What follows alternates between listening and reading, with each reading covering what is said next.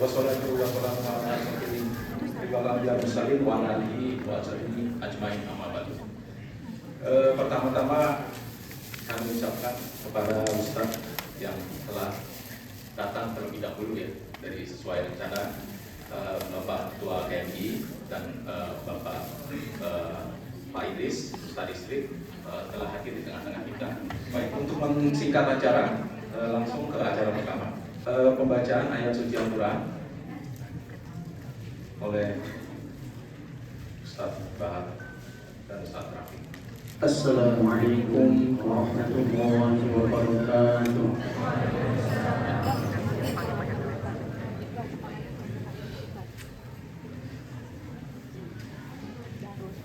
A'udzu billahi minasy syaithanir rajim.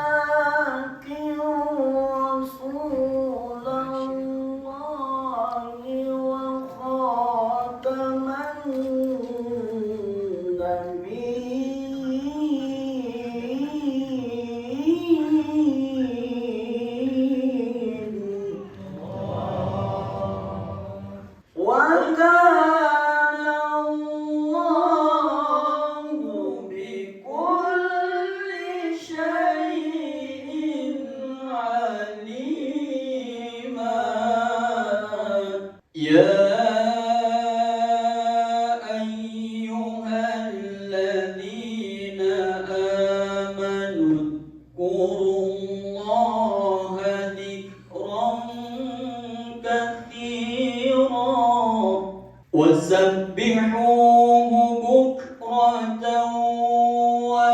وأصيلا هو الذي يصلي عليكم وملائكته ليخرجكم من الظلمات إلى النور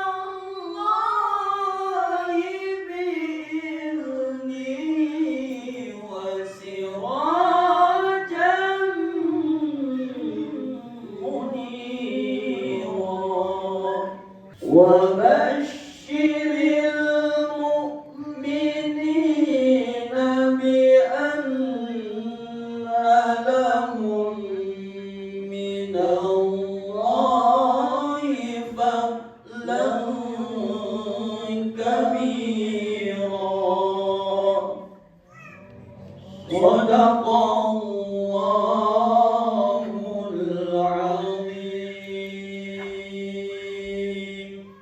Allahumma salli wa sallim wa zid wa barik ala Rasulillah wa alihi al-athhar ala Rasulillah wa alihi al-akhyar.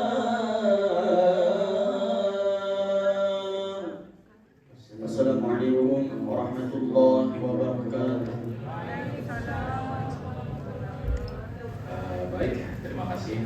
Demikianlah pembacaan ayat suci Al-Quran. Masya Allah, duet ya, duetnya itu bagus banget suaranya itu. Insya Allah kita yang ada di sini, yang mendengarkan juga, walaupun tidak membaca, sama-sama mendapat pahala dari Allah Subhanahu wa Ta'ala. Selanjutnya kita masuk ke acara inti, yaitu tausiah dari Ustadz Dr. Haji Hasan Latif, SOS SAG MSc PhD. Sebelum Ustadz presentasi.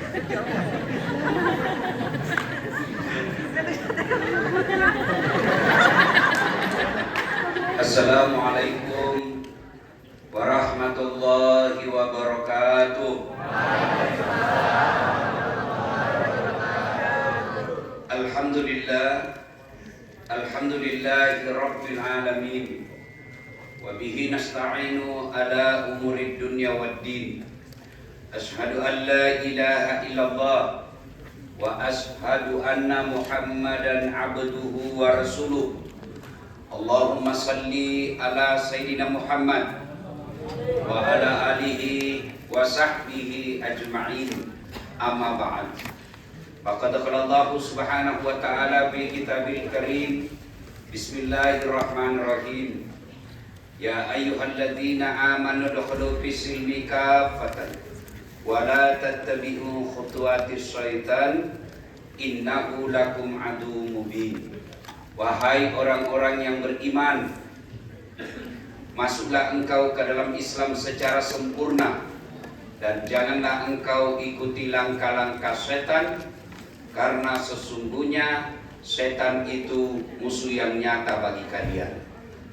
Musuh kalian bukan polisi, musuh kalian bukan ulama, musuh kalian bukan tentara, musuh kalian bukan aparat, musuh kalian kata Allah setan, di mana setan itu musuh yang nyata bagi kalian.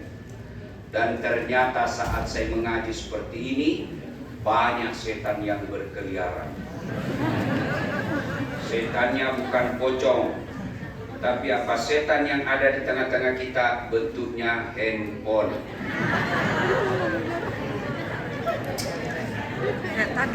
Orang sudah setengah mati ceramah masih juga di sini. Simpan HP dulu, simpan ya. Kita dengar dulu ceramah. Begitu saya hargai acara ini, saya sebenarnya masih belum stabil kesehatan saya. Semalam saya hampir jatuh ketika ceramah di Toyota tadi malam. Nah ini saya mulai rasa agak susah bernapas lagi.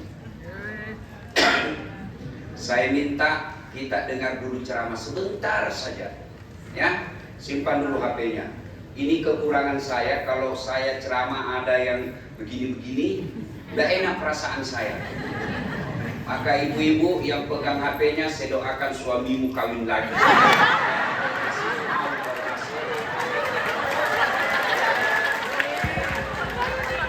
Simpan dulu HP-nya ya. Betul suamimu. Ya, tidak ada suami Ustaz, saya doakan kau tidak dapat jodoh. Tetap disimpan. Simpan dulu ya, simpan ya. Bisa? Ustadz, kita mau rekam. Berapa kemampuan ibu merekam? Pasti gambarnya tidak jelas. Sudah mukaku jelek, kabur lagi. Ya, suaranya tidak jernih. Tapi saya mau dengar kalau pulang nanti Ustadz, Nih ada kamera saya bawa. Suaranya bagus, gambarnya jernih. Tapi kau bawa pulang kameramu, gampang. Buka YouTube. Nanti ada di YouTube Maulid Nabi besar Muhammad sallallahu alaihi wasallam bersama keluarga muslim Indonesia di Jepang yang mukanya bukan muka Jepang. Tapi ada juga saya lihat sini muka-muka Jepangnya. Masya Allah. Sudah kutip Ustaz, tidak putar-putar ceramahmu. Berarti kuotamu tidak cukup. Simpan dulu ya. Bisa? Wa qala idzan bismillahirrahmanirrahim. Innallaha wa malaikatahu yusalluna 'alan nabi. Ya ayyuhalladzina amanu sallu 'alaihi wa sallimu taslima. Sesungguhnya Allah dan para malaikatnya bersalawat kepada Rasulullah Muhammad sallallahu alaihi wasallam. Maka wahai orang-orang yang beriman, bersalawatlah kalian kepada Rasulullah dengan sebaik-baik salawat. Salatullah salamullah keras ala toha Rasulillah. Salatullah salamullah ala yasin habibillah. Tawassalna bi bismillah wa bil habib Rasulillah wa kulli mujahidin lillah bi ahlil bahri ya Allah. Yang merasa jenis kelamin laki-laki diam dulu, kita dengar ini mama. Ya. Ada yang bau? Kita salawat dulu ya, diam-diam laki-laki. Kita dengar mana lebih kencang suaranya. Ya. Salatullah salamu. Yang di belakang, ayo di belakang. Ala toha Rasulillah. Salatullah salamullah ala yasin habibillah. Alhamdulillah, terima kasih. Nilainya kira-kira 9,5. Sekarang nih laki-laki, jangan kau permalukan jenis kelamin kita. Ayo salawat kencang-kencang ya. Salatullah salamullah ala toha Rasulillah. Salatullah salamullah ala yasin habibillah. Alhamdulillah, terima kasih. Kemudian nilainya kira-kira 9,7. Diam-diam ya, diam-diam. Kita dengar ini yang di atas. Bos ya. Ya. Ayo, bos. Salatullah salamullah ala toha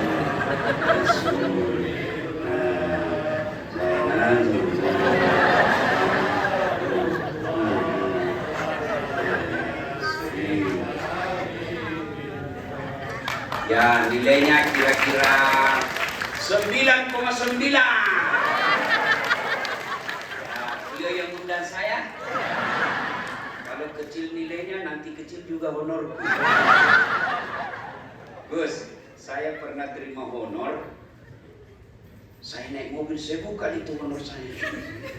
Saya ambil amplopnya, saya buka. Wih, salah kasih panitia ini. Saya dikasih susunan acara. Gembiranya kalau saya menderita. Ayo semua bareng-bareng. Salatullah salamullah ala toha Rasulillah. Salatullah salamullah ala yasin habibillah. Saya cuma mau bercerita. Cerita pertama, Nabi bertanya, saudara-saudara sekalian, Ada ndak yang tahu siapa yang paling menakjubkan imannya? Menakjubkan, bukan terbaik, menakjubkan. Kata sahabat, para malaikat ya Rasulullah. Nabi katakan, bukan. Bagaimana mereka tidak beriman kepada Allah? Bagaimana mereka tidak beriman kepadaku? Mereka ketemu dan bisa melihat Allah. Mereka tidak diberi nafsu. Wajar kalau mereka beriman. Lalu kata sahabat, kalau begitu para nabi dan rasul. Kata Nabi, tidak. Bagaimana kami tidak beriman? Kami menerima wahyu. Kami ketemu dengan para malaikat. Ya wajarlah kalau kami beriman dengan baik. Lalu para sahabat berkata, kami inilah para sahabatmu ya Rasul. Kata Nabi, tidak. Bagaimana kau tidak beriman kepada Allah dan Rasul? Kamu melihat saya, kamu ketemu sama saya, kamu mendengar saya, kamu hidup sesama dengan saya. Ya wajar kalian percaya dan beriman kepada Allah dan Rasulnya. Lalu sahabat bertanya, kalau begitu siapa yang menakjubkan imannya ya Rasulullah? Umat setelah kita. Merekalah umat yang beriman kepada Allah, beriman kepada Nabi, tidak ketemu malaikat, tidak terima wahyu, tidak ketemu saya, tidak hidup sesama saya, tapi mereka beriman kepadaku. Mereka datang ke majelis pengajian meskipun mereka tidak pernah ketemu saya. Kita inilah yang hadir di tempat ini. Allahu Akbar. Kalau di Indonesia remaja masjid, Banser, NU, Muhammadiyah bikin pengajian biasa. Kenapa? Memang di situ tempatnya orang Islam paling banyak. Tapi kalau di Tokyo bikin pengajian seperti ini, kalian luar biasa. Maka pelihara ini, pelihara kebaikan-kebaikan ini. Insya Allah tersenyum malaikat melihat kita.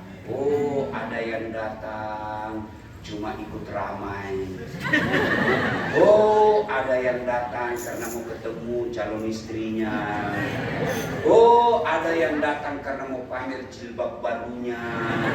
Tapi alhamdulillah kalian datang. Ada enggak yang datang di sini dibayar?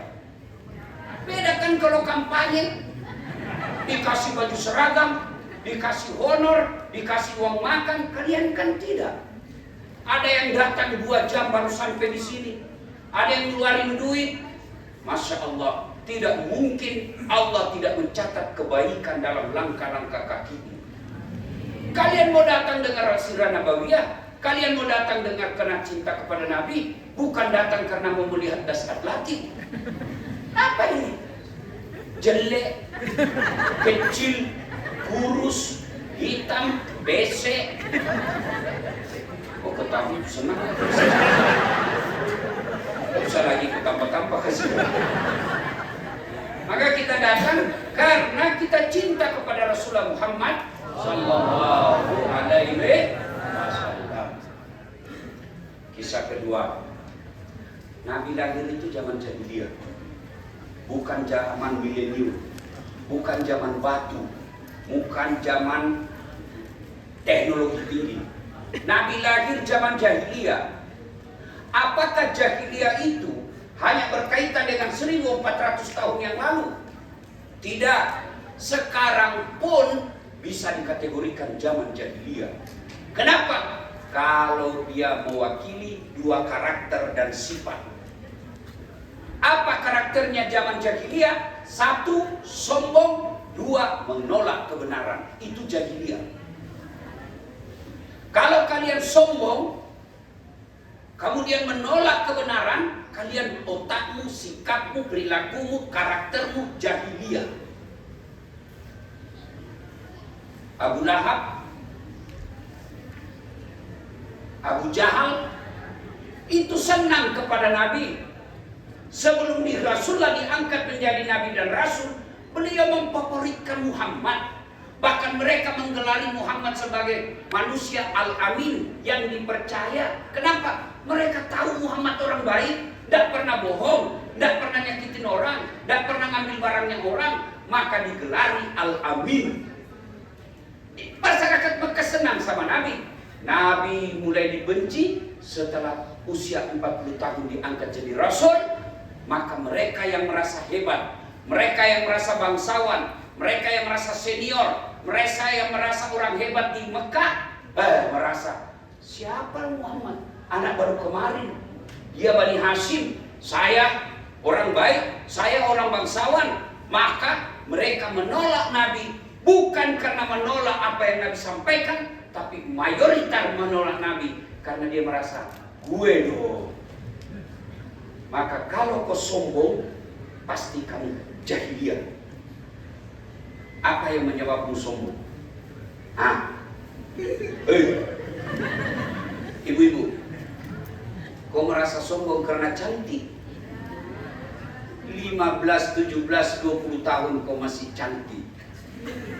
70 tahun biar kau pakai bedak mirip apapun pasti jelek. Apa? Kalau sudah ompong pakai gigi palsu, begitu kau ketawa jatuh. Sudahlah, apa yang kau sombongkan dengan kecantikanmu? Kau cowok, kau merasa cakep, mau sombong. Ada kala cakepnya Nabi Yusuf. Nabi Yusuf cakep, tidak pernah takabur dan tidak pernah sombong. Kamu pintar, kau kalah pintarnya Nabi Nuh. Sampai detik ini belum ada yang bikin perahu di atas gunung. Kalau bikin perahu pasti di pesisir. Orang Bugis terkenal hebat karena pandai membuat perahu pinisi. Maka di mana-mana ada Bugis. Di sini pasti juga ada orang Bugis. Banyak toh? Saya pergi Malaysia banyak orang Bugis. Saya pergi Brunei banyak orang Bugis. Begitu saya masuk penjara,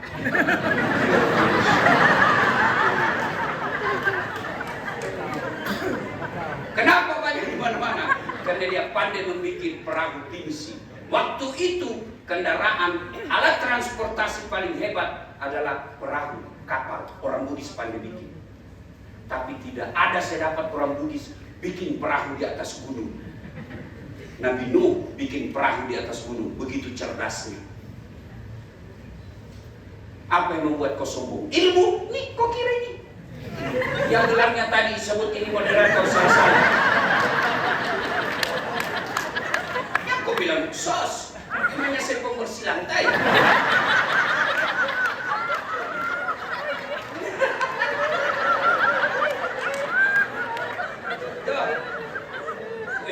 Gelarku itu susah didapat, bos. Doktor, das Atlati, sarjana sosial, sarjana agama, master science, PhD, philosophy of doctor, BCW, 2 doktor, tapi istri tetap 1.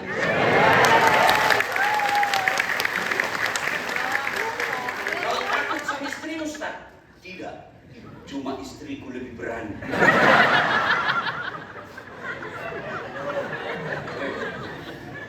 Apa mau sombong? Followerku, viewerku bos, sudah lebih 300 juta. Paling banyak di Indonesia. Lalu mau sombong? Jangan sombong, dasar. Kau bisa hebat karena ada yang nonton kamu. Mana bisa saya terkenal kalau tidak ada nonton? Saya berapi-api ceramah di sini 2 jam, menggelora, menggetarkan, tapi tidak ada yang nonton. Lewat itu ibu, sudah lama gila itu pas.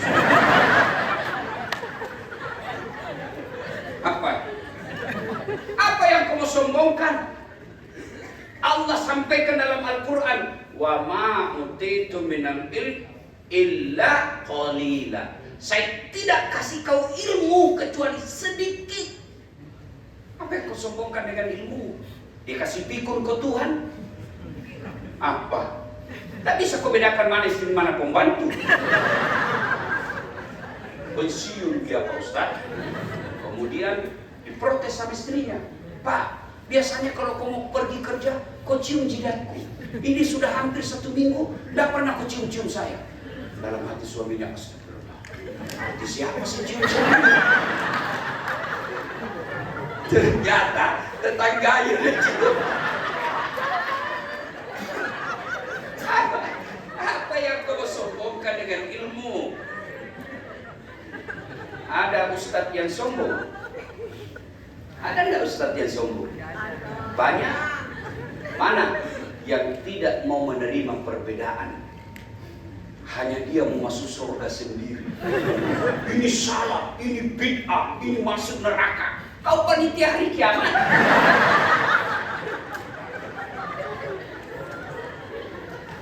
Ciri-cirinya itu ustadz. Dia pikir enak di surga kalau dia cuma sendiri di surga. Nabi Adam itu dalam surga, nikmat dalam surga sendiri, gelisah. Apa enaknya? Saya kasih kau pulau, ambil itu pulau Bali sendiri kau di situ. Mana enak? Gelisah. Adam, mana ini? Tidak ada temanku. Kata Allah, dam.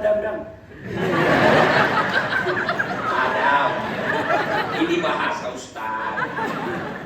Kenapa Mas Bro? Itu tidak begitu. Adam, kenapa kau lalu-lalang dan gelisah? Semua sudah kuberikan. Ya Allah, memang fasilitas ada. Tapi saya kesepian, tidak ada teman. Di surga aja orang kesepian sendiri. Masa kau masuk surga kau tidak ajak sesama muslim? Bikin pengajian maulid bid'ah. Kenapa tidak ada pada zaman Nabi? Kalau begitu jangan kau ceramah pakai mic. Kenapa tidak ada mic-nya Nabi waktu itu?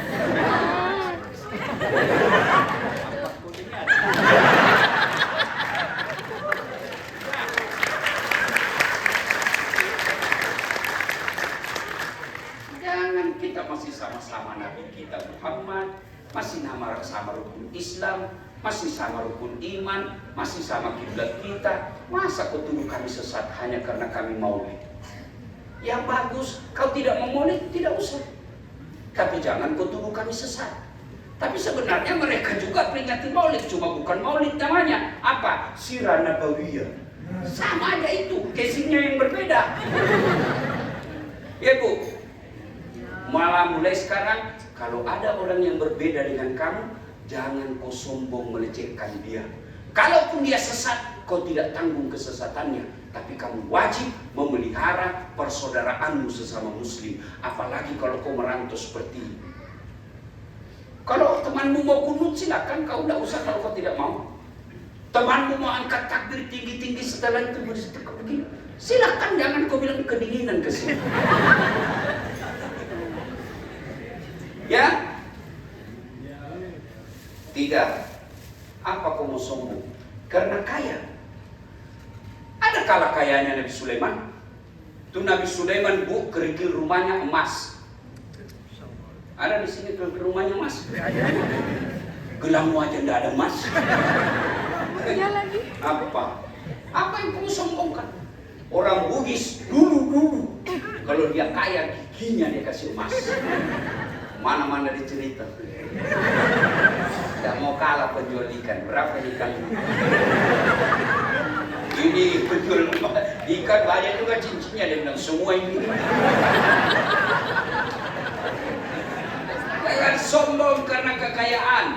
Kalau Allah marah dengan kesombongan kekayaanmu, Allah cabut nikmatnya. Akhirnya apa? Banyak duitmu, miliaran duitmu, tapi tidak ada yang bisa kau makan. Dilarang makan nasi. Apa enaknya kalau kita sudah dilarang makan nasi? Saya pernah diundang ceramah ke Roma. Ibu-ibu tahu Roma? Tahu? Tahu? Cirebon terus berkanan. Lalu ke bandara naik pesawat. Masya Allah. Saya dikasih roti terus. Saya bilang, bos, saya ini perlu bogis. Carikan saya nasi. Biar kau kasih saya roti satu baskom, enggak mau yang perlu. Nah, itu baru 2 hari sudah gelisah mau cari nasi. Ini dilarang makan nasi. Dilarang makan gula. Dilarang makan garam. Dilarang makan sambal. Dilarang makan santan. Dilarang makan daging. Dilarang semua. Apa aja bisa dia makan. Ubi rebus. Itu pun yang warna ungu. duitnya miliaran, tidak ada bisa dimakan. Disuruh pak jalan pagi-pagi berjemur, tidak pakai baju, pakai celana pendek, tidak pakai peci, jangan pakai sandal pak supaya refleksi kakinya. Kelilinglah dia di komplek, tidak pakai baju. Apa bedanya sama gembel? Maka jangan sombong kalau kau kaya. Masuk akal itu. Kaya, pejabat, wakil KBRI Bapak ya, bagus. Jangan sombong. Kenapa? Pensiun. Mau jadi bupati pensiun, bilang berhenti. Presiden mau sombong. 10 tahun. Sudah itu, kau masih pakai RI 1. Kau bikin mobil persis, lalu kasih juga plat RI 1. Padahal kau sudah tidak presiden. Dia bilang orang, kasihan sudah gila dia. Apa yang kau mau sombongkan? Jabatanmu terbatas. Ilmumu terbatas, hartamu terbatas, kecantikanmu terbatas. Temannya setan, kata Nabi, ganiyun mutakabbir, orang kaya yang sombong. Tapi kalau kaya sombong, orang masih maklum. Ya wajarlah dia sombong. Dia kaya, dia pejabat, dia cantik, populer, cerdas, ya wajar. Tapi kalau sudah jelek, miskin, bungu, tidak terkenal, pengangguran, busuk mulutnya, bau keteknya, sombong lagi. Kau bukan temannya setan, kau jadi setan. Ya, meskipun kamu kuat baca buku, banyak ilmu, tapi kau sombong, kau punya karakter jahiliyah. 2, ciri-ciri orang jahiliyah. Apa itu? Menolak kebenaran. Menolak. Jadi orang yang didakwai, tapi mereka tidak mempan dakwah, sudah, tidak usah kau lihat itu. Atau kau masuk ke sana. Ini juga cewek kalau sudah lihat cowok, pelan-pelan juga. Sudah itu digosipi itu.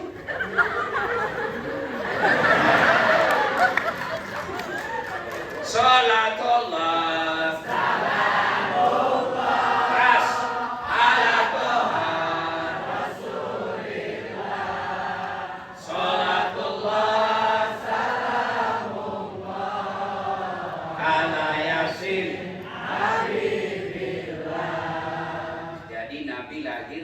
Jahiliyah. Jahiliyah itu sombong dan menolak kebenaran. 12 Rabiul Awal tahun Gajah, hari Senin, lahirlah Rasulullah Muhammad sallallahu alaihi wasallam. Kemudian diambil oleh kakeknya Abdul Muthalib. Salah satu tradisi orang Mekah waktu itu, kalau ada anak lahir, dibawa ke depan Ka'bah, lalu diangkat rame-rame oleh keluarganya dan diberi nama. Jadi waktu Aminah melahirkan, diambillah oleh kakeknya, ya, bapaknya Aminah, mertuanya Aminah, Abdul Muthalib, diambil itu anak yang baru lahir, lalu dibawa ke depan Ka'bah, diangkat oleh kakeknya. Wih, cepat, kau mengganggu konsentrasi. Cepat. Hadro, naik. Cepat. Cepat.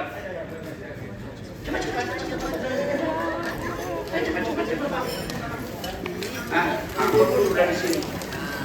Nah, Maju. nah ya. Ya, maju. Loh, kok ibu-ibu yang maju?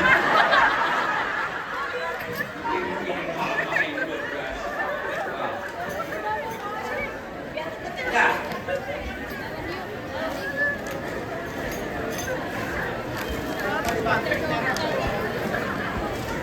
Sudah.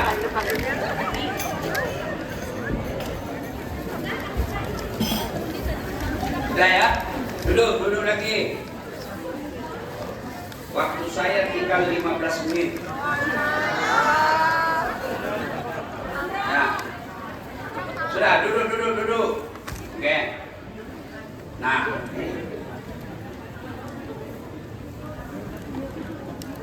Sudah ya? Sudah, Bu? Sudah, Bu? Nabi kemudian diangkat. Waktu itu belum ada namanya. Anggaplah ini bayi baru lahir, diambil oleh Abdul Muttalib, dibawa ke depan Ka'bah. Lalu Abdul Muttalib mengangkat bayi itu. Semua orang menunggu, siapa namanya ini? Diberi siapa namanya ini? Karena Abdul Muttalib waktu itu salah satu tokoh yang disegani dan dihormati di Mekah. Kenapa? Karena beliau pemegang kunci pintu Ka'bah. Pernah lihat Ka'bah? Oh, pernah, minimal di TV. Yang belum lihat secara langsung. Nah, kau berdoa mudah-mudahan. Umroh bersama travelnya Dasar Latif.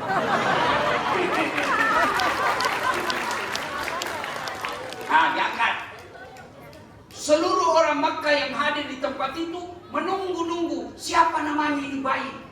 Lalu Abdul Muttalib mengatakan, bayi ini, cucuku ini, yang yatim, anaknya Abdullah, anaknya Siti Aminah, diberi nama Muhammad.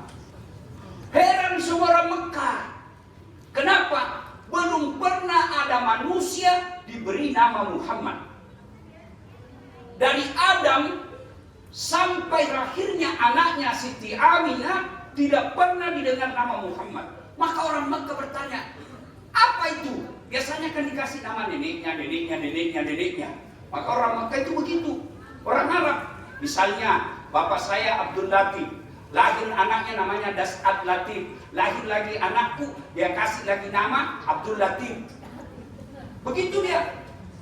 Nah, jangan lagi kau berkata apa arti sebuah nama. Bayangkan kalau tidak ada semua namamu. Kau mau tulis apa di HP? Kawan satu, kawan dua, kawan tiga, kawan lima, bingung kau. Iya toh? Dari nama minimal sebut namamu, saya tahu apa suhumu. Jenengi siapa? Margono, Jawa. Iki jenengi siapa? Margana, Sunda. Namamu siapa? Ambodale, Bugis. Tidak mungkin jawab Ambodale. Jawa Jokowi, Susilo Bambang Yudhoyono. Jawa, masa ada orang Jepang? Namamu siapa? Margono. Ya, dua. Dari nama saya bisa tahu agamamu. Siapa namamu? Siti Mutmainnah Islam. Siapa namamu? Maria Berkinus, non Muslim. Maka orang Mekah waktu itu, Abdul Muttalib, ini aneh. Saya beri Muhammad, mudah-mudahan dia punya karakter dan sifat seperti namanya. Maka saudaraku, adik-adikku sekalian yang masih jomblo, besok kau punya anak, kasih nama anakmu yang baik-baik. Saya kasih kau nama Mutmainnah, jiwa yang tenang. Supaya apa? Kamu menjadi perempuan yang menenangkan jiwa setiap orang melihatmu, bukan membangkitkan syahwat. Pakai jilbab, tapi kalau foto di medsos, saya heran juga itu perempuan. Setiap Setiap dia foto kasih bengkok kepala. Lalu kasih naik. Oh, dua suami no. Atau ada juga laki-laki.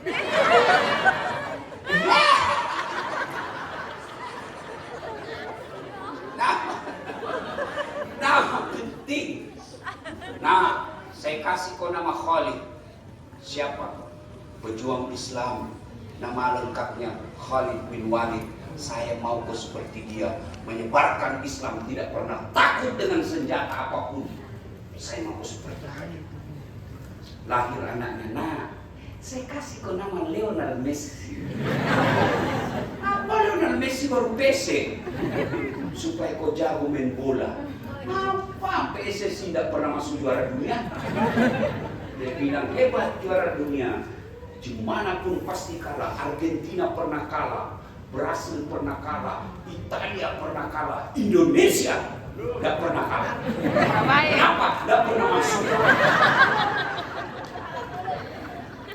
Kasih nama yang baik. Ya, Rasulullah diberikan nama Muhammad. Maka saudaraku, kalau kalian cinta kepada Nabi, jangan kau tulis Muhammad dengan singkatan M. Jangan kau pernah tulis namamu dengan Mu. Apa itu Mu? Apa itu M? Makan, minum. Tidak ada orang punya nama. Itu nama Muhammad, manusia paling mulia. Maka hormati beliau. Jangan kau ringkas-ringkas namanya. Tulis lengkap. Misalnya namamu Muhammad Fadil, jangan kau tulis M Fadil. Lebih baik Muhammad M. Jangan ketawa, saya serius.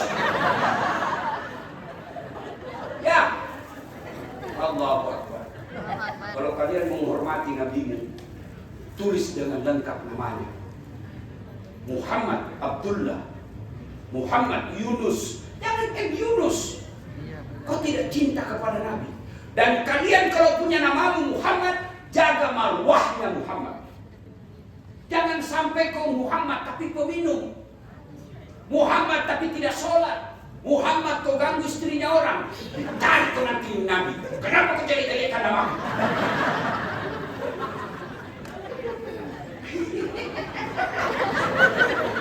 Namamu Muhammad ya? Atau ada juga ibu-ibu Muhammad. Ada Ustaz, namanya Muhammad tapi suaminya. Bukan dia namanya Muhammad. Kalau perempuan kasihlah nama Siti. Bagaimana kami ini Ustaz yang sudah terlanjur dikasih nama? Ya? Misalnya dia bilang, saya namaku Tony. Dia bilang, bagus namaku saya Ustaz. Selalu ada dalam Quran. Saya cari mana Tony. Dia bilang, coba Ustaz baca Taus. A'udzubillahi minasyaitonir rajim. Kurang ajar.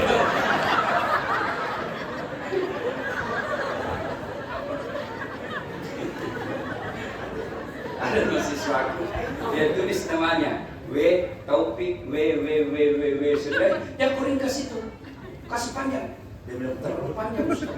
Dia buat absen. Tulis. Boleh tulis memang panjang Pak. Ternyata namanya wabillahi taufiq wal hidayah. Nah ya, sudah. Lahirlah Rasulullah Muhammad SAW hari Senin tanggal 12 Rabiul Awal tahun gajah. Kenapa disebut tahun gajah? Dia bilang ibu-ibu, karena bukan tahun kambing Ustaz. Disebut tahun gajah ibu. Dulu orang-orang Mekah, Arab umumnya memberikan nama tahun berdasarkan peristiwa terbesar di tahun itu. Kalau misalnya tahun itu ada kejadian tsunami, maka disebut tahun tsunami. Ya, Nabi ada kejadian waktu itu, waktu tahun lahirnya apa? Raja Abraha datang menyerang mau menghancurkan Ka'bah, lalu Allah menurunkan bala tentaranya berupa burung ababil membawa batu yang sangat panas, dijatuhkan di atas bala tentaranya Abraha, mati mereka dengan bantuan pertolongan Allah yang menurunkan burung ababil. Maka kejadian tahun itu diabadikan dengan menyebut tahun raja. Ada juga namanya tahun duka. Apa itu tahun duka? Tahun wafatnya istri Nabi dan pamannya Nabi, kakeknya Nabi, berduka Nabi, meninggal pamannya. Maka disebut tahun duka. Begitu berdukanya Rasulullah sampai Nabi menjelaskan, barang siapa seorang istri meninggal dunia lalu suaminya berduka terus mengenang kebaikannya, maka itu istri tanda-tandanya penghuni surga. Jadi kalau ibu-ibu masa kalau lebih senang suamimu duluan mati? Bingung ibu, iya juga sih.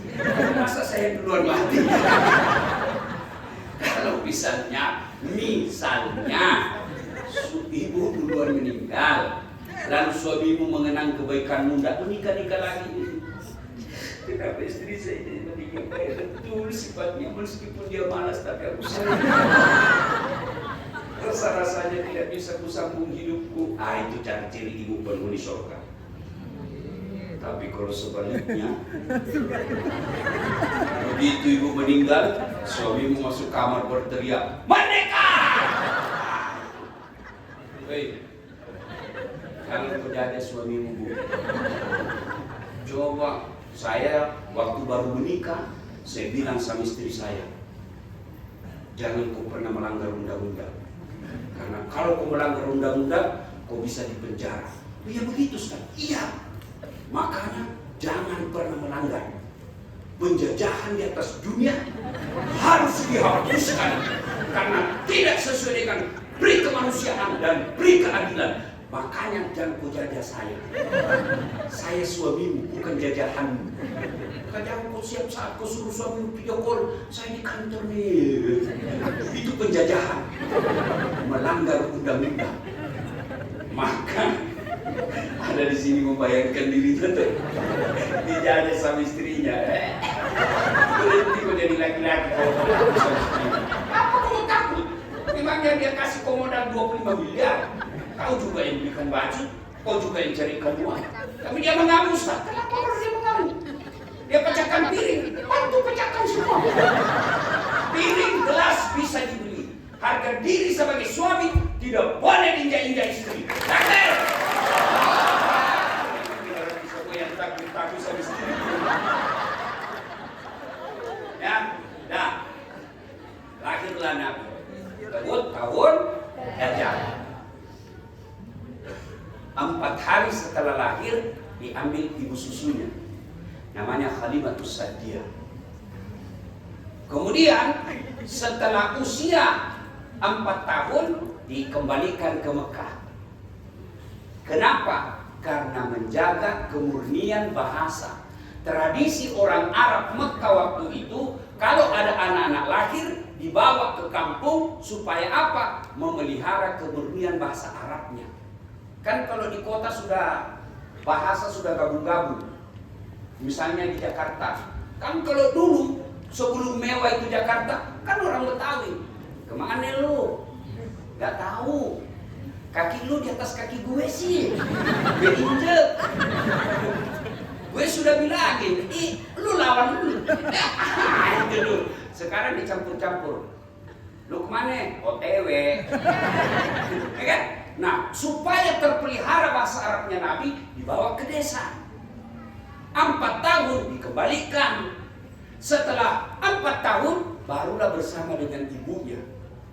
Usia 6 tahun, ibunya berkata, "Nak, kita pergi ke Yastrib." Waktu itu Madinah. Pergi ziarah kubur, nak. Pergilah Siti Aminah bersama anaknya Muhammad SAW ziarah kubur ke bapaknya. Ini menunjukkan juga bahwa tidak dilarang ziarah kubur. Memang Nabi pernah mengatakan perempuan jangan kau bawa ziarah kubur. Kenapa? Karena ditakutkan dia meraung-raung di kubur. Dulu pernah dilarang ziarah kubur. Kenapa? karena dikhawatirkan kalian menyembah-nyembah. Sekarang tidak ada lagi menyembah. Apa tujuannya ziarah kubur? Satu, mengingatkan bahwa kamu bakal mati. Dua, untuk menghindari fitnah. Jangan sampai kuburannya orang tuamu kau lupa, akhirnya kotor, panjang lemak-lemak, semak-semaknya. Orang akan lewat berkata, bagus betul rumahnya anaknya, kuburannya orang tuanya dia tidak urus. Yang penting jangan kamu berdoa kepada orang mati. Mendoakan orang mati boleh, tapi jangan kau minta-minta di situ. Ada yang datang ziarah kubur, Pak, ini anakmu Pak, baru pulang dari Jepang. Alhamdulillah bawa rezeki, dia belikan saya mobil Toyota.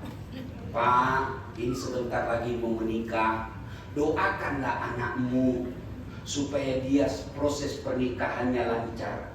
Doakan anakmu supaya dia bahagia dunia akhirat. Bingung kita. Masa orang mati doakan orang hidup? Orang hidup doakan orang mati. Jangan kau minta orang mati doakan kamu. Mana bisa? Andai saja kau dengar itu suaranya, dia bilang, salah Puna, salah ibu. Kau doakan saya, bukan saya doakan kamu. Nah, sudah kembali ziarah kubur. Setelah perjalanan, karena waktu itu mereka rombongan.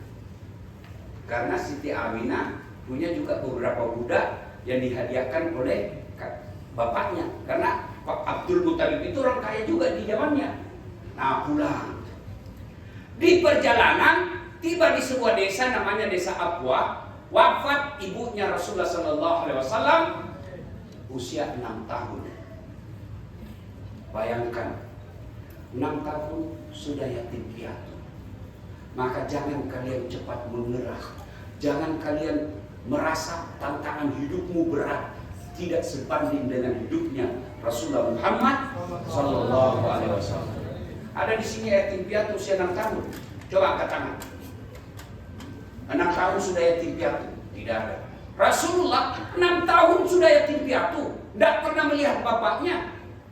Sampai di Mekah usia 25 tahun beliau sudah menjadi pengusaha muda dan bekerja di perusahaannya seorang perempuan janda namanya Siti Khadijah.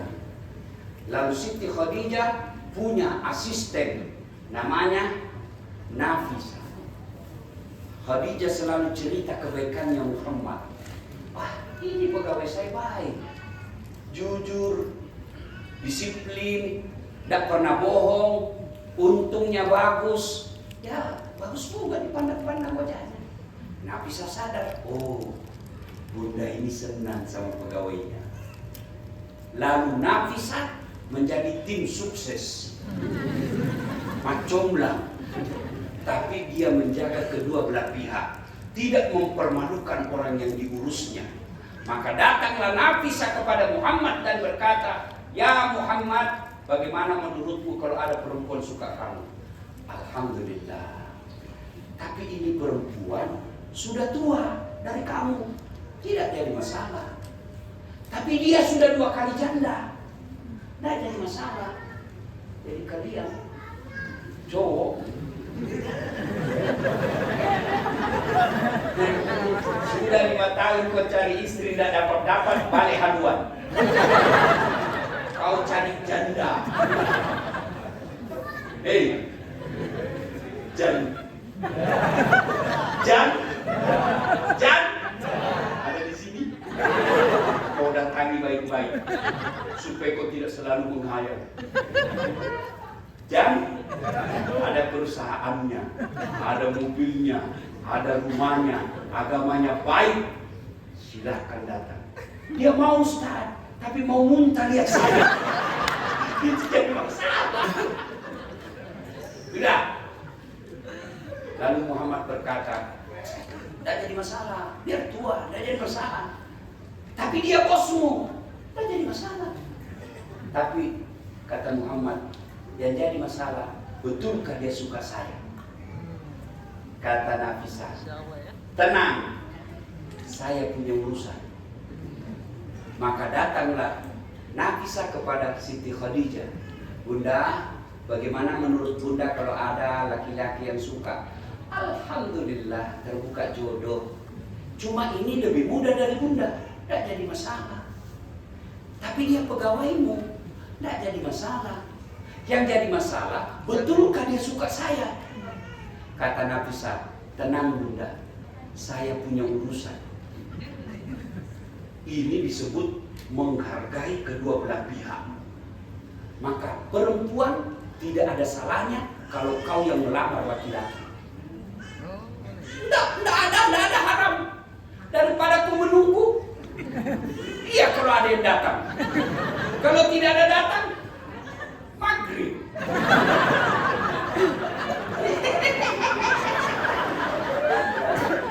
Kan perempuan begitu.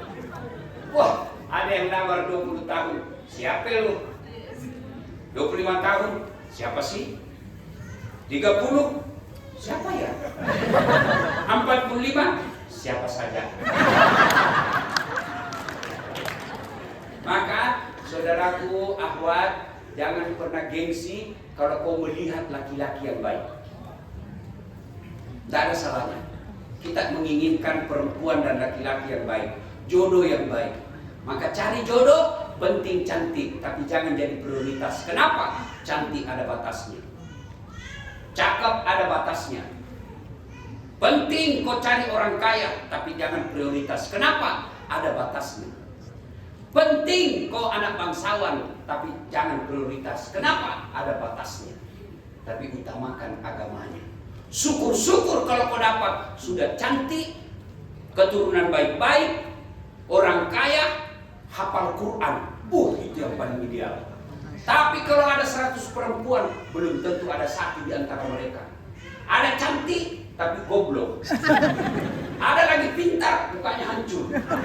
Maka mendapat empat-empatnya susah. Saudaraku, kalau ada kau dapat di Tokyo, tunjukkan saya.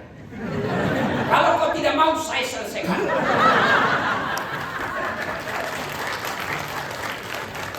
Nah, menikah. Setelah menikah, Khadijah 40 tahun, Rasulullah 25 tahun. Lahirlah anaknya. Anak pertamanya siapa? Siapa? Berapa anaknya Nabi? 5 atau 7? 7. Serius? Salah baca kisah ini. 5 atau 7? Top. Anak Nabi 7. Anak-anak Nabi ada 7 orang. Ada pasti yang baru tahu. Itu dia nanya. Ya tak? 3 laki-laki, 4 perempuan. Pertama Qasim, Abdullah, Ibrahim, Zainab, Ruqayyah, Ummu Kalsum, Fatimah. Itu lagu begitu boleh, halal. Ada dakwah di dalamnya. Anak saya ajarkan lagu. Anak-anak Nabi ada 7 orang, dakwah. Maka tinggalkan itu lagu-lagu tidak ada gunanya. Cikampek, aku capek karena nikah. Beli, Cikampek. Pikiranku tak dapat ku mengerti, kaki di kepala di kaki, atas kodomo. Kepala aku kesimpan di kaki ini. Sudah ya. Lahirlah nama anak pertamanya Qasim. Allahu Akbar. Dari 7 anak Nabi, hanya 1 yang didapati ketika beliau sudah menjadi Rasul. Hanya Siti Fatimah. Yang lain wafat usia muda. Coba betapa penderitaannya Nabi bos. 6 anaknya meninggal. Saya anakku saja sakit, rasanya langsung mau pulang kalau saya dalam perjalanan dakwah. Gimana perasaan Nabi? 6 anaknya meninggal. Begitu penderitaannya Rasulullah. Tapi beliau tidak pernah galau, tidak pernah update status. Ya Allah, berat betul hidupku. Hati-hati kau yang selalu mengeluh di medsos. Ya Allah, capek sudah saya hadapi hidup ini. Allah sampaikan malaikat, karena dia sudah capek hadapi hidup, cabut nyawanya. Rajin betul berdoa di medsos, berdoa setiap saat, mau pergi kerja, OTW, ya Allah rahmati pekerjaanku. Sibuknya itu Tuhan mau bacain sedekah.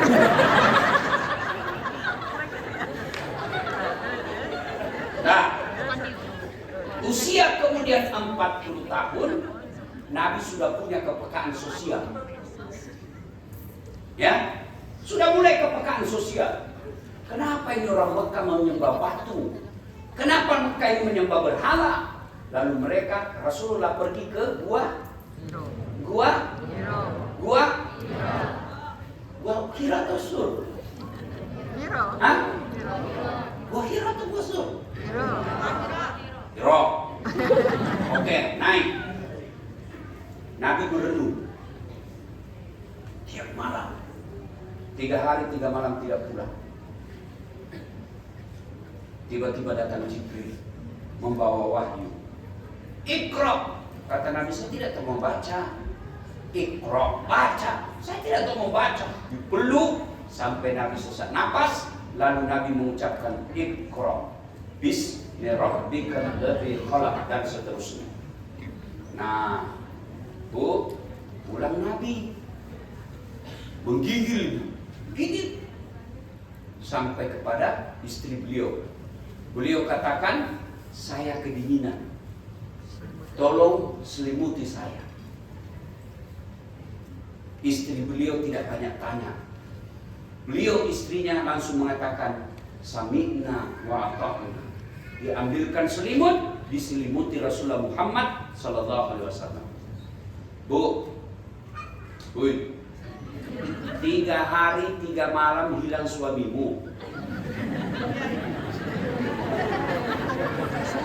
Tidak ada kabar. Di WhatsApp cuma dibaca, tidak dibalas. Tiba-tiba pulang kedinginan. Ibu, selimuti saya. Kau selimuti? Nah, jujur, kau selimuti? Ah, pasti kau interogasi. Dari mana kau? Ku WhatsApp tidak kau balas. Tiba-tiba kau datang. Dari mana kau? Membayangkan diri sendiri. Berarti Bu, kalau ibu cinta kepada Rasulullah, jadilah seperti istrinya Rasulullah. Sampai nangis Nabi, sampai tidak bisa melupakan Siti Khadijah. Tidur bersama istri mudanya Aisyah, tidur. Tapi Nabi berkata, rasa-rasanya saya dengar ada terompanya Khadijah. Bayangkan, sudah tidur dengan istri muda, masih diingat istri tua. Lalu Aisyah cemburu, ya Rasulullah, apa sih kelebihannya itu Khadijah? Kok sebut-sebut terus? Nabi tidak marah. Tersenyum Nabi dan berkata, sayangku ya Humairah, kau tidak bisa membandingkan dirimu dengan Siti Khadijah.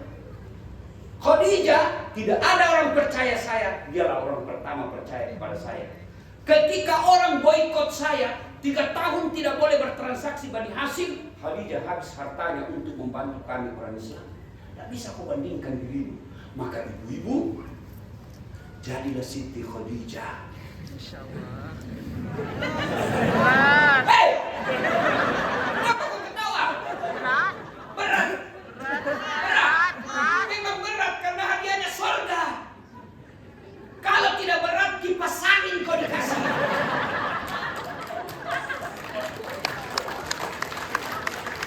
Ketika kita cerita istri yang soleha, apa dia bilang? Itu sih hanya ada di film Korea, Ustaz.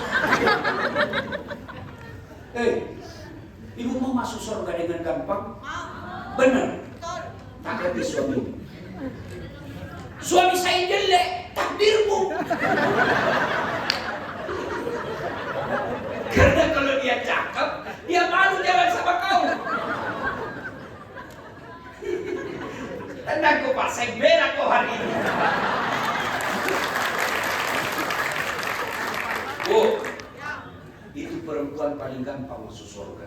Insyaallah. Nabi cuma bilang kau sholat, kau puasa, kau jaga harga dirimu. Ini yang agak berat. Taati perintah suamimu. Ya ampun, berat ya. Ibu berapa umurnya? 50. Yakin masih bisa hidup tambah 50 tahun? Enggak. Yakin? Enggak. Enggak. Biar kau rajin ibadah, tapi kau tidak hormati suamimu, kau hina suamimu, kau maki-maki suamimu, kau jauh dari rahmat Allah. Ya Allah. Maka istriku saya, kalau saya tanya-tanya kok sabar bisa hadapi, dia bilang saya bukan mencari kebahagiaannya dasar, tapi saya cari ridhanya Allah. Makanya saya tidak bisa kawin lagi karena baik sekali. Kalau kau suka ngomel, jelek, buat makan. Rakus. Aduh. Oh, istri saya itu, Bu, kalau saya mau pergi kerja demi Allah, Bu. Biar subuh jam 3 saya keluar, dia pasti bangun. Dia angkat saya punya ransel, dia bawakan saya sampai di mobil. Dia tidak pergi sebelum saya sudah jalan. Naik di mobil, saya tidak usah sayang, sudah subuh, kau mau tidur ya. Tidak enak saya lihat kalau kita saya tidak pergi, saya antar. Sudah itu, dia jabat tangan, dia cium tangan dulu. Saya kira sudah cukup di situ, ternyata dia sambung. Dia cium lagi saya. Ini yang lama. Coba, pernah kecium suamimu begitu? Tidak pernah. Pantas dia cari perempuan cium lagi. Bu, demi Allah, perempuan itu sangat dimuliakan dalam Islam. Maka setan tahu. Karena kalau tidak digoda, gampang dia masuk surga. Maka digodanya perempuan Islam. Gimana caranya? Lawan suamimu, lawan suamimu. Kamu kan kerja, kau yang cari uang. Lawan suamimu, lawan suamimu. Itu bisikan setan. Tenang, Pak.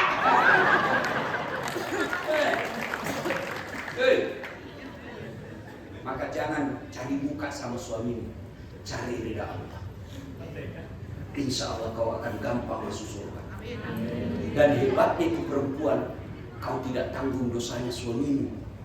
Dia selingkuh, urusannya dia akan dibakar di akhirat nanti. Dia tidak kerja, dia akan dituntut di akhirat kelak. Kalau ibu yang jadi nafkah, pahalamu jadi ganda.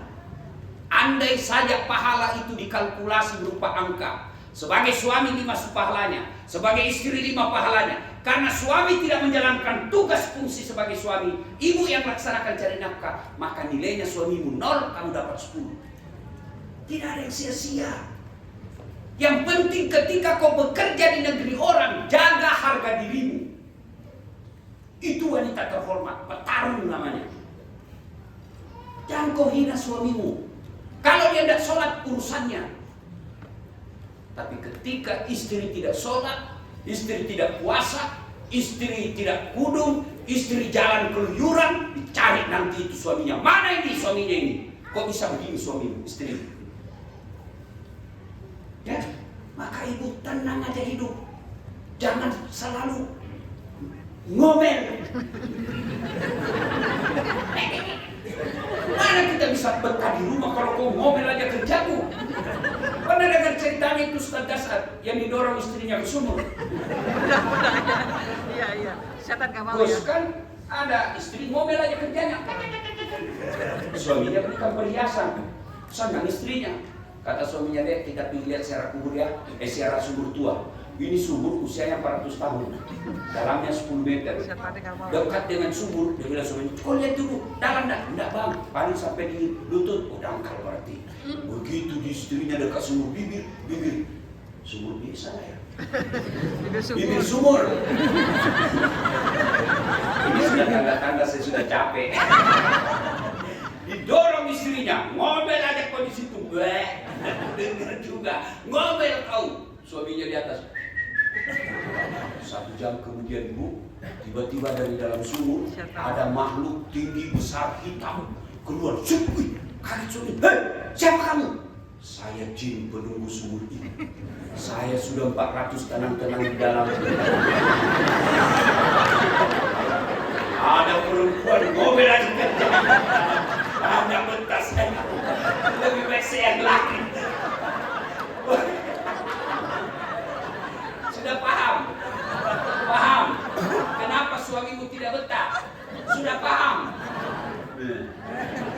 Maka jangan suka ngomel. Kalau suamimu marah-marah, kau diam, pahala buat kau. Marah-marah suamimu, kau tidak tahan, peluk dia. Insaf. Tenang ibu, kalau ini yang kau amalkan, tidak ada alasan Allah menyeret kau masuk neraka. Kalau kau taat sama suamimu, kau cari nafkah di sini, kau hidupi anak dan mertuamu, kau hidupi orang tuamu di kampung, apa alasan Allah tarik kau ke neraka? Tapi kalau kau bantah suamimu, kau hina suamimu, kau tidak pakai kurung, tidak sholat, setan tepuk tangan. Maka hormati suami.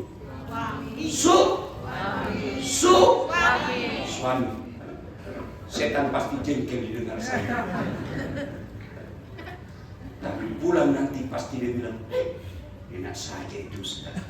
Dia kira gampang jadi istri. Kok kira gampang jadi suami? Hah? Kau juga Pak. Hargai istrimu.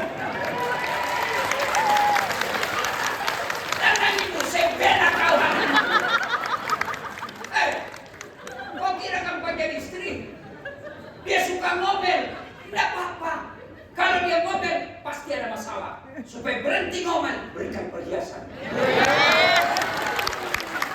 Kenapa istrimu selalu ngomel? Tidak pernah kau berikan perhiasan. Kalau teman selingkuh, kau belikan. Ya sayang, gampang. Ditelepon istrinya alasan, lagi meeting, lagi lembur. Masa istrimu di rumah, dia doakan kau setiap saat, lalu kau tipu. Bagaimana mau berkah penghasilanmu?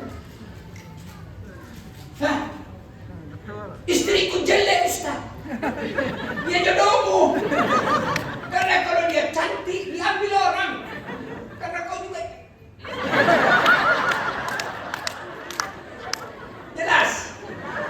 Hei, Pak, muliakan istri. Biarlah kita jauh merantau begini, tapi kita bahagia dengan keluarga. Daripada kerja di Indonesia puluhan juta gajinya, tidak pernah rukun dalam rumah tangga. Paling sial lagi, sudahlah sedikit gajimu, kau tidak pernah bahagia. Kau kira gampang hamil? Ibu-ibu, enak tidak hamil? Menderita? Kenapa kau ulang-ulang?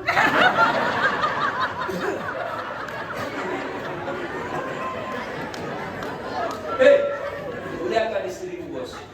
Kalau kau tidak suka lagi istrimu, kau dapat isu, kau dapat fakta bahwa dia berkhianat, bukan dengan memakinya, apalagi sampai memukulnya. Gimana caranya? Kau kembalikan ke orang tuanya baik-baik. Jangan kau gampang bilang talak, tapi kau tidur lagi sama dia. Bertakar, hamil lagi.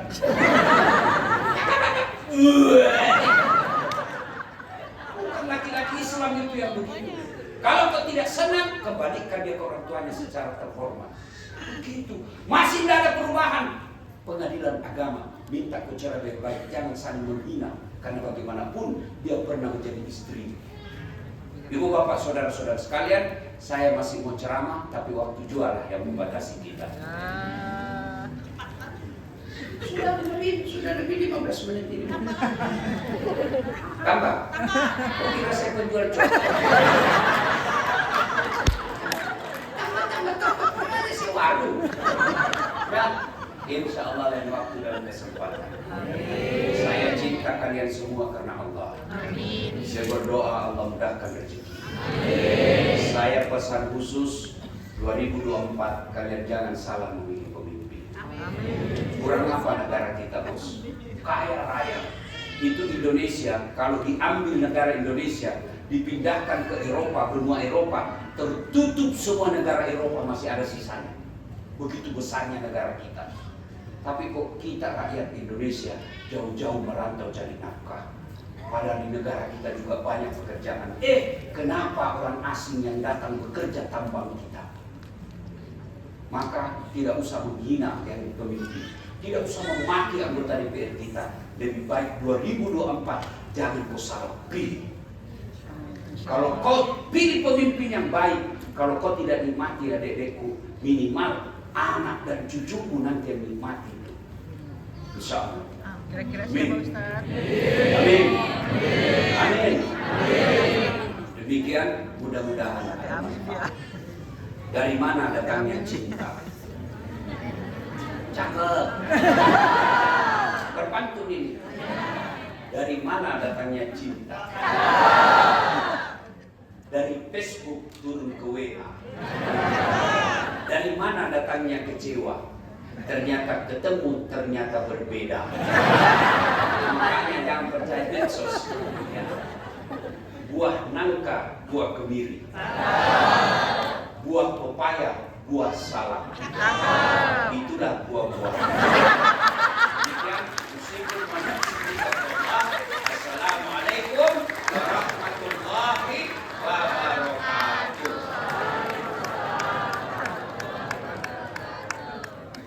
Assalamualaikum warahmatullahi wabarakatuh. Izin bertanya Ustadz, saya pribadi itu berusaha untuk menjalankan sunnah-sunnah Nabi Muhammad SAW. Walaupun memang salah satunya membaca sholawat, tetapi memang belum istiqomah gitu. Terus yang ingin saya tanyakan itu Nabi Muhammad itu kita sebagai umatnya itu memposisikan Nabi Muhammad itu seperti apa gitu? Yang di image saya kan misalnya seorang pemimpin itu ya seperti Jokowi lah atau SBY atau gimana gitu. Itu image-nya seperti itu, seperti pemimpin gitu, atau memang mungkin memposisikan dalam arti kan beliau itu manusia mulia gitu. Apakah dalam tanda kutip bisa memposisikan sebagai kekasihnya gitu, kekasih Nabi Muhammad, atau memang mungkin nggak tahu ya kalau ibu-ibu yang lain, atau memposisikan sebagai suami, atau image-nya seperti apa ya untuk lebih mencintai beliau gitu. Dalam cinta ini seperti apa gitu cintanya gitu. Kita sebagai umatnya posisinya seperti apa? Assalamualaikum. Assalamualaikum warahmatullahi wabarakatuh. Nabi itu penghulu para rasul. Kita biasa baca sholawat, ya Habibi, ya Muhammad, ya kekasih. Anggap dia kekasih. Kekasih bukan kekasih seperti suami, tetapi orang yang kita betul-betul cintai, sehingga cinta kita kepada Rasulullah melahirkan keinginan untuk mengikuti beliau.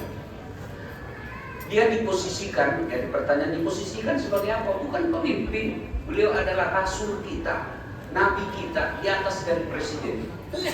Nah sudah itu bagaimana cara mencintai Rasulullah? Satu, mengimani beliau. Tidak ada nabi lagi setelah ada Rasulullah. Kalau ada orang yang hafal Quran 30 juz, semua hadis dia hafal, akhlaknya baik, tapi dia merasa nabi terakhir, maka kewajiban kita menolak dia. Karena Muhammad adalah nabi terakhir. Yang kedua, cara mencintai Rasulullah adalah mengamalkan perintah dan sunnahnya. Yang ketiga, kalau kita cinta kepada Nabi adalah memelihara warisannya, memuliakan warisannya. Apa warisan Nabi? Al-ulama'u warisatul anbiya. Ulama adalah pewaris para nabi. Kalau ibu mampunya memuliakan ulama, menghargai ulama, memberi makan ulama, itu bagian daripada cinta kepada Rasulullah Sallallahu Alaihi Wasallam. Jelas itu ya. Kesimpulannya, Nabi diposisikan bukan seperti Jokowi, bukan seperti SBY, bukan sebagai pemimpin dunia lainnya, tapi dia di atas sebagai Nabi kita. Maka kewajiban beriman kepada Nabi itu salah satu dari bagian rukun iman orang Islam. Jelas Bu ya? Nah, ada lagi. Anak muda, saya cari anak muda. Anak muda, mana anak muda? Ya. Assalamualaikum warahmatullahi wabarakatuh. Pak Ustadz. Waalaikumsalam. Saya udah 6 bulan di Jepang ya Pak Ustadz. Ada sedikit masalah ini untuk ibadah sholat Jumat Pak Ustadz. Sedangkan untuk di pekerjaan itu istirahatnya tidak mencukupi untuk sholat Jumat dan juga areanya juga nggak ada. Jadi selama ini kita diganti dengan sholat zuhur. Nah itu gimana cara mengatasinya? Apakah boleh seperti apa Ustaz? Mohon penjelasannya. Kira-kira kalau Anda pergi sholat Jumat dipecat nggak? Belum ini sih, nggak ada waktunya juga Pak Ustaz. Banyak kan juga teman-teman setiap ketemu orang Indonesia juga nggak dikasih waktu di perusahaan. Artinya kalau pergi sholat bisa berdampak pada pemecatan. Ya kalau sering cuti ya Pak Ustaz. Oke, berarti pekerjaan itu menyangkut hajat hidup Anda. Iya Pak Ustaz. Nah, maka sebagian ulama berpendapat kalian boleh, tetapi tetap wajib salat zuhur. Ya, oke, terima kasih. Ya, terima kasih. Assalamualaikum warahmatullahi wabarakatuh. Kalau masih ada mau bertanya boleh, tapi bukan sekarang. Ya, caranya bagaimana? Boleh di DM Instagram saya. Semua medsos saya tidak pakai admin, saya semua yang ngurus.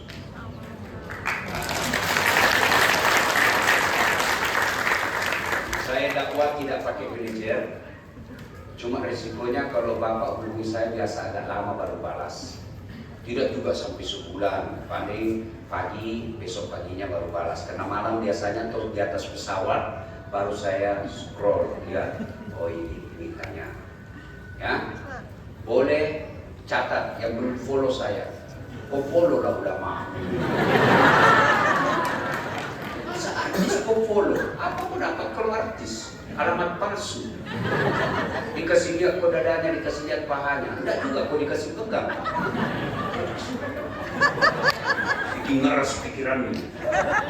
Masa artis yang tidak jelas kontennya, followernya 10 juta. Ketua Majelis Ulama, Ketua Kerukunan Muslim Jepang, berapa followernya? 400. Padahal dia ajak kepada kebaikan. Maka follow para ahli ulama ini. Untuk apa? Menjaga marwah mereka. Ya?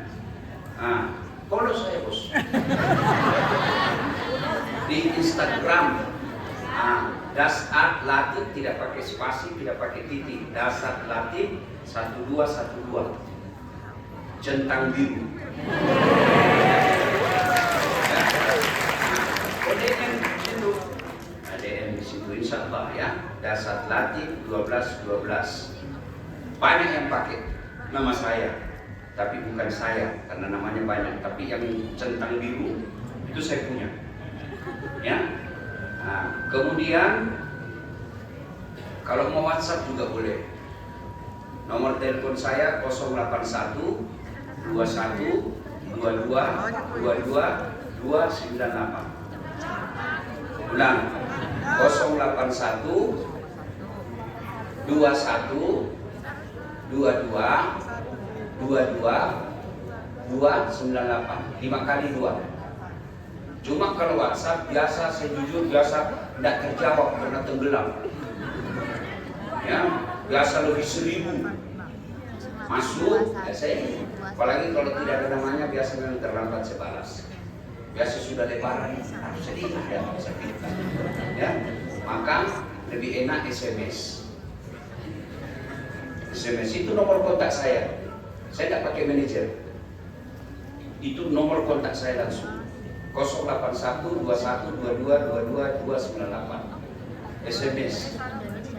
Cuma kalau SMS jangan saya suruh bayar. Ada juga itu Pak Gus nomor ini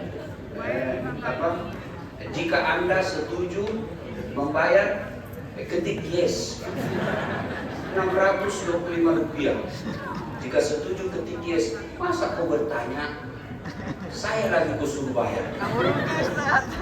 Mestinya kau yang kirim pulsa. Udah ya. Mudah-mudahan Allah berkahi pertemuan kita. Terima kasih. Assalamualaikum warahmatullahi wabarakatuh. Ini tadi saya tanya dari DC, meskipun saya tidak tahu dari mana, tapi sudah terlanjur diumumkan modelan baju. tentu tidak berlaku buat emak-emak. Kalau ada anaknya seusia saya dan sebesar saya boleh. Katanya baju saya mau dilelang.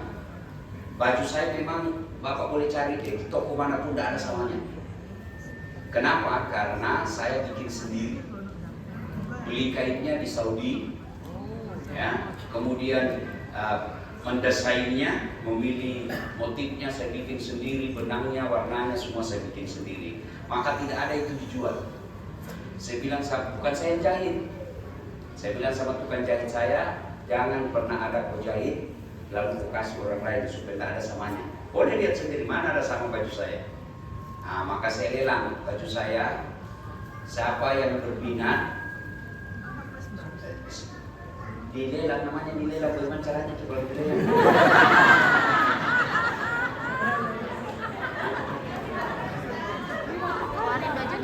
Oke.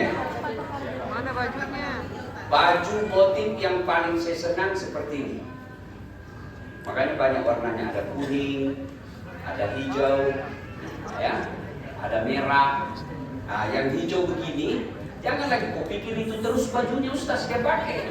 Enggak, ini ada 4 begini, warna yang sama, panjang begini.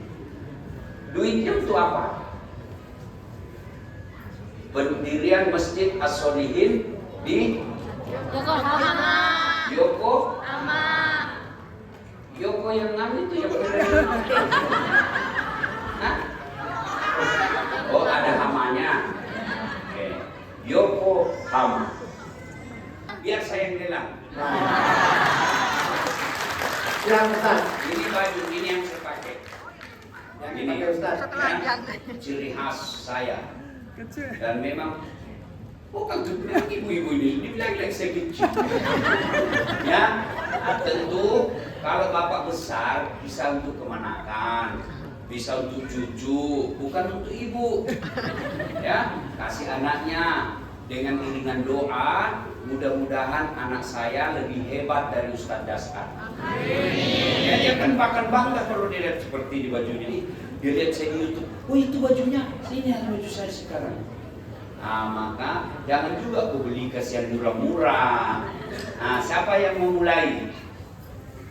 Pertama kita jual, saya tidak tahu ini dijual rupiah, yen. Kita mulai dengan 10.000 yen. 10.000 yen. Ada yang mau 10.000 yen? Satu. Ada yang lebihnya sedikit. Ada yang di 10.000 yen udah ada nih. Ada lagi nggak yang mau lagi? 15.000. 20. Ya, Dari 20.000. Bugis, Ustaz. Masya Allah. Berapa? 20.000. 20.000 tuh udah 2 orang. Nah, sama 20.100. Di atasnya lagi kan begitu orang lelang. 2.150. Masa cowok tidak ada 25.000. Mana cowok? Tuh 25.000. Ada lagi Ustaz. Ibu-ibu Masa kalah kau cowok anak muda? kalah cowok. Iya, bentar lagi bulan. Sebentar lagi bulan puasa. Ya, apa lagi? Ada lagi? Enggak mesti sekarang, enggak apa-apa uangnya. Tidak mesti sekarang, tidak mesti. Boleh bulan depan. Yang penting ada. 30 nih Ustaz. Ya, 30.000. 3 juta rupiah Ustaz. Ya, apa lagi? Ada lagi 30. Ada lagi? Berapa Bu? Yes. Apa maksudnya itu? 50.000 berarti ya. Kalau di yen kan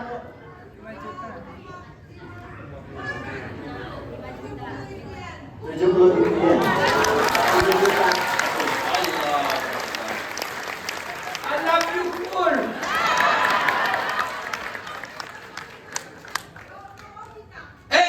Memang orang Bugis. Mantap. 70.000 yen ya Bu ya? Ya. Insya Allah. Allahu Akbar. Masih dibuka Ada lagi? Ustaz? Oh masih dibuka Masih ya lagi? tadi? Ada lagi? Pas. Lelang baju sekaligus ikut membangun Masjid. Rumah Begini, di surga. Itu uangmu belum tentu kau punya. Bu, kau belikan emas belum tentu kau punya. Begitu kau mati, istri kedua yang pakai. Benar. Tapi kalau dia menjadi tegel, dia menjadi masjid, ibu sudah balik karena sudah tidak dibutuhkan perusahaan karena usia senja, kirim pulang ke Indonesia. Selama masjid itu dipakai, selama itu ibu dapat kiriman pahala meskipun ibu bapak sudah di alam kubur. Sumbang cepat. Saya tidak lelang Ustaz, tapi ada duitku 1.000 ini. Karena saya tidak bisa melewati 7.000. Boleh? Hah? Ya 70.000. Ya, ada. Dan ada lagi. Pas. Selain baju Ustaz. Berapa Ibu? 75.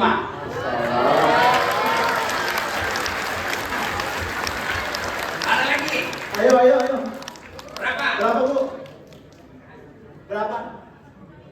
85.000. Allahu Allah Akbar. Akbar. Masa tidak ada lagi Kiai. Laki-laki gimana nih tuh? Jangan malu-malu. Ayo. Berapa? 110 juta. Oke, 100.000.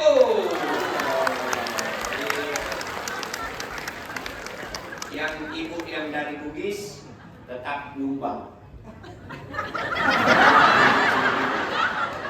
Saya tetap kirim baju untuk ibu.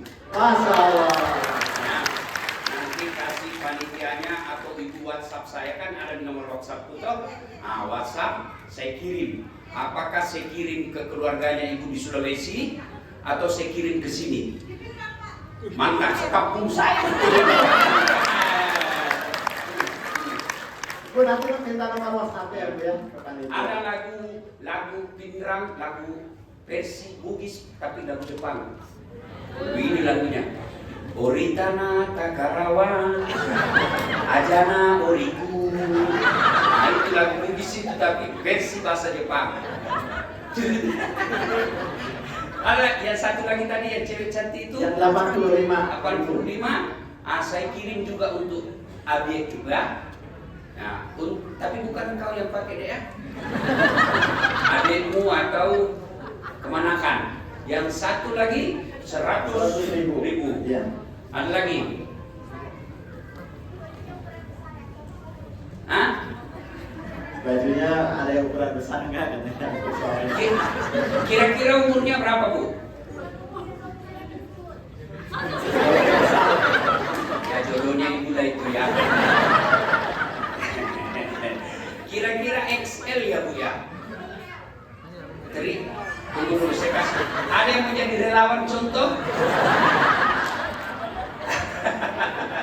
Ada yang mau jadi relawan contohnya supaya begini Bu. Ibu kan sudah punya nomor WhatsApp saya. Ya, ibu kirim fotonya suami, nanti saya bikinkan baju seperti ukuran itu. Ya Bu ya?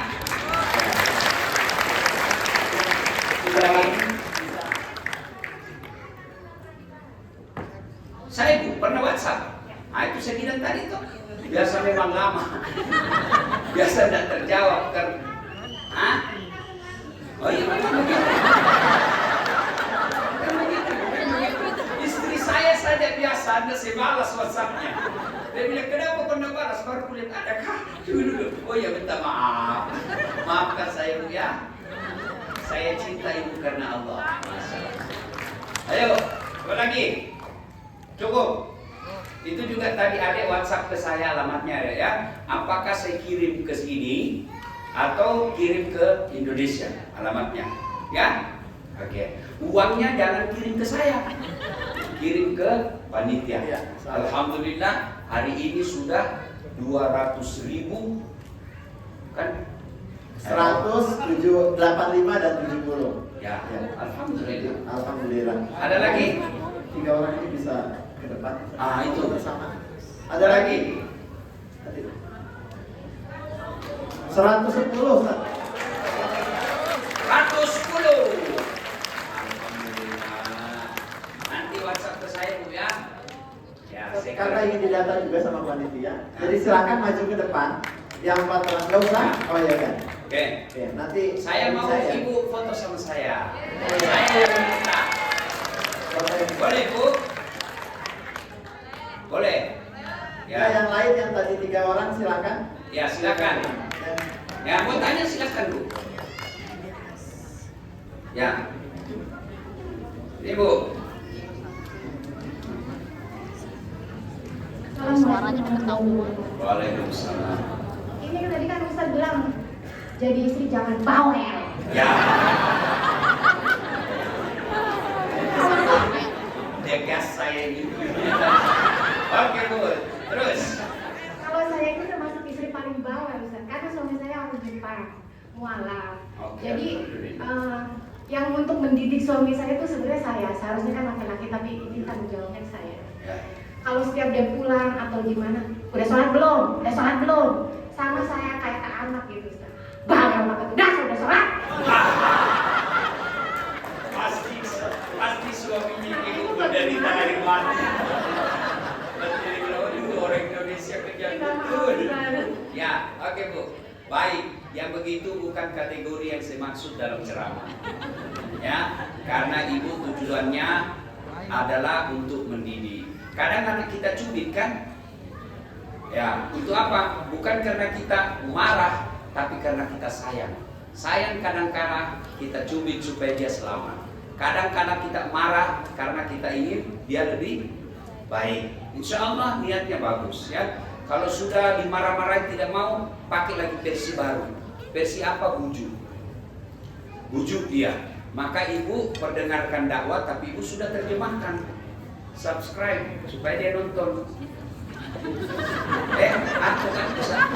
Bukan subtitle. Ya. Dan juga aku terlalu cari kesalahan. Bila ibu-ibu dia tunggu saya salah ucap. Ya Bu ya. Semoga Allah membimbing suaminya ibu dan percaya, bukan saya doa, sudah percaya, pasti, sudah pasti Allah ganti orang yang berkeluarkan hartanya untuk jalan agama Allah. Bukan gantinya 2 kali lipat, 700 kali lipat. Coba buktikan, ya. Dan itu sedekah tolak bala. Misalnya ada ibu-ibu anaknya nakal betul, tidak bisa didoakan, mungkin selama ibu ini pelit. Sehingga memaksa keluar duitmu dengan apa? Anakmu yang bikin habis duitmu secara sia-sia. Maka ketika kau sedekah niatkan, ya Allah saya sedekah, saya tidak bisa jaga anakku di kampung, saya titipkan jaga ya Allah, ini sedekah tolak bala saya. Bangun ke masjid Yokohama. Insya Allah, Allah kabulkan itu ya. Ibu-ibu, mudah-mudahan bapak-bapak juga, saya sebenarnya malu-malu juga ya, mudah-mudahan Allah mudahkan rezeki. Tidak mesti, saya tahu Pak, dia bilang semua ini kami tidak mau umumkan karena kami tidak mau ria. Maka pasti banyak nanti mengalir. Insya Allah ya. Mohon berkenan yang tadi mau foto sama saya, lalu saya mau share di IG saya. Inilah warga Indonesia mau bangun di Yokohama. Yang keempat, silakan. Yang itu waktunya. Cepat. Satu lagi ya. Ya, sini Bu. Panitia siap-siap foto ya. Siapa yang foto? Anak Kormas. Ya. Ya, siap-siap foto dengan Kadro. Ya, Kadro mau. Sini deh. Ya. Yuk. Ya. Sini. Ya.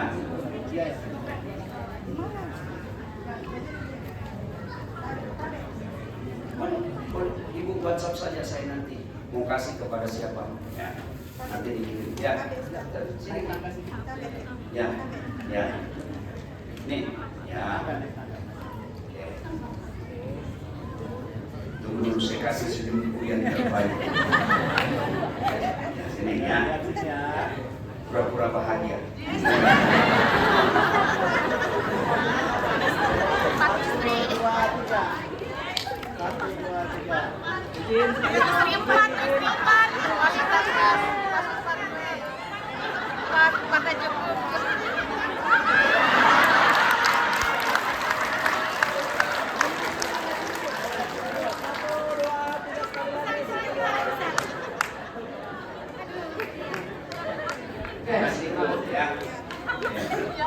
Terima kasih ya.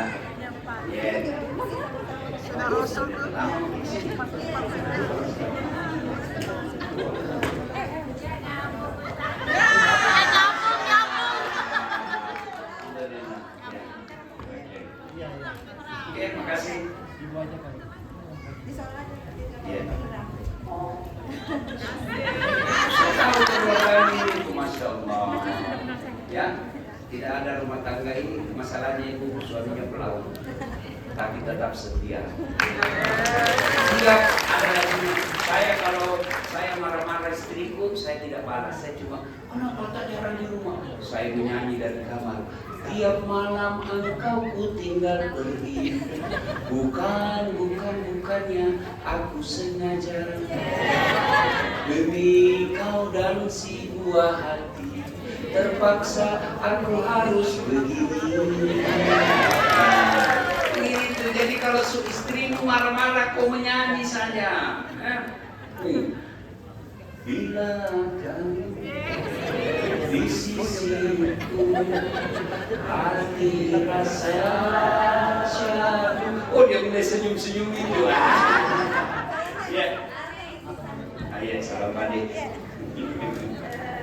Arigato.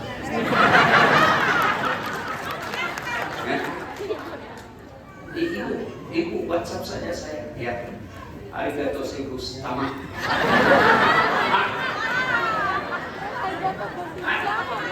Jadi kemarin di mana itu ya? Di Osaka ada masuk Islam. Saya mau bicara orang Jepang. Saya mau bicara, dia tidak tahu bahasa Indonesia, saya tidak tahu bahasa Jepang. Nah, ini dari masalah. Aku ambil ini smartphone, saya rekam terjemahkan bahasa Jepang. Nah. Begitu saya bilang terjemahannya sebentar, saya tidak pernah takut sama istri saya. Langsung terjemahannya, kamu bohong.